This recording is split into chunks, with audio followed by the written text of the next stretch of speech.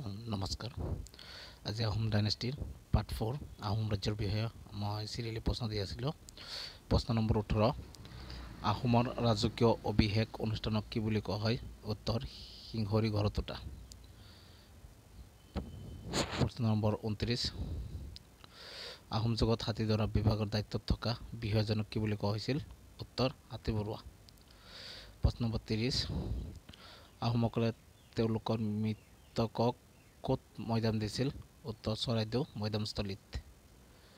প্ৰশ্ন, আহোম ৰাজত্বকালৰ কোনজন ৰজাৰ দিনত শ্ৰীমন্ত শংকৰদেৱৰ জন্ম হৈছিল? উত্তৰ, স্বৰ্গদেউ চুহুংমুং বা দিহিঙীয়া ৰজা।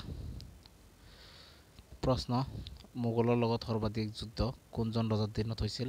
উত্তৰ, স্বৰ্গদেউ প্ৰতাপ সিংহ। প্ৰশ্ন, কোন আহোম ৰজাক ল'ৰা ৰজা বুলি জনা যায়? উত্তৰ, চুলি কফা।